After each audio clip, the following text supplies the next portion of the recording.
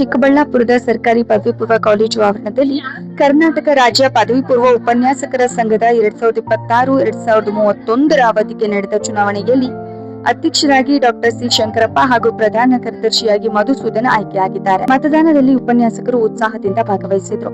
ಒಟ್ಟು 125 ಮತಗಳ ಪೈಕಿ 119 ಮತಗಳು ಚಲಾವಣೆಯಾಗಿದ್ದು, ಅಧ್ಯಕ್ಷ ಸ್ಥಾನಕ್ಕೆ ಸ್ಪರ್ಧಿಸಿದ ಡಾಕ್ಟರ್ ಸಿ ಶಂಕರಪ್ಪ 68 ಮತಗಳನ್ನು ಪಡೆದು ಜಯಗಳಿಸಿದರು.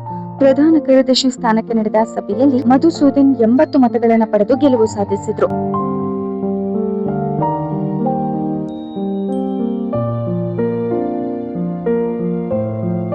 ನಂತರ ಮಾತನಾಡಿದ ಡಾಕ್ಟರ್ ಸಿ ಶಂಕರಪ್ಪ ತಮ್ಮ ಬಣಕ್ಕೆ ಬೆಂಬಲ ನೀಡಿದ ಎಲ್ಲ ಉಪನ್ಯಾಸಕರಿಗೆ ಕೃತಜ್ಞತೆ ಸಲ್ಲಿಸಿದರು.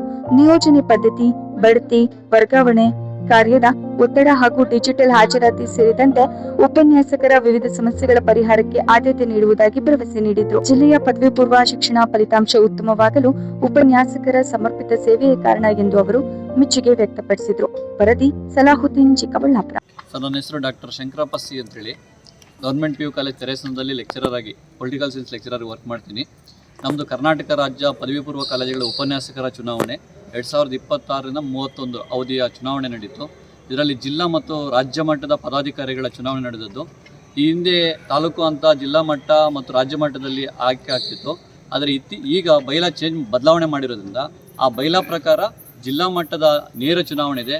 ಎಲ್ಲ ಉಪನ್ಯಾಸಕರು, ಜಿಲ್ಲೆಯ ಎಲ್ಲ ಉಪನ್ಯಾಸಕರು, ಜಿಲ್ಲಾ ಅಧ್ಯಕ್ಷರು, ಪ್ರಧಾನ ಕಾರ್ಯದರ್ಶಿ, ಪ್ರಧಾನ ಸಂಘಟನಾ ಕಾರ್ಯದರ್ಶಿ, ಉಪಾಧ್ಯಕ್ಷರು, ಕಾರ್ಯಾಧ್ಯಕ್ಷರು, ಕಾರ್ಯದರ್ಶಿ, ಜಂಟಿ ಕಾರ್ಯದರ್ಶಿ ಮತ್ತು ಸಂಚಾಲಕರು ಒಟ್ಟು 9 ಹುದ್ದೆಗಳಿಗೆ ಅವಕಾಶ ಇದೆ.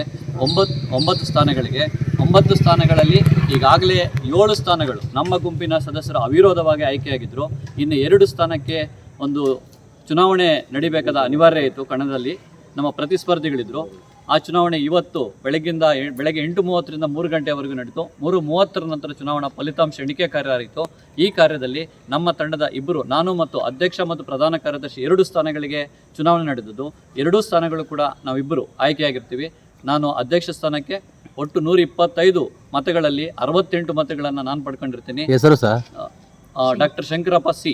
119 ಮತಗಳು ಮತ ಚಲಾವಣೆ ಆಗಿದ್ವು. ಅದರಲ್ಲಿ 68 ಮತಗಳನ್ನು ನಾನು ಪಡ್ಕೊಂಡು, ನಮ್ಮ ಪ್ರತಿಸ್ಪರ್ಧಿ 48 ಮತಗಳನ್ನು ಪಡ್ಕೊಂಡಿರ್ತಾರೆ.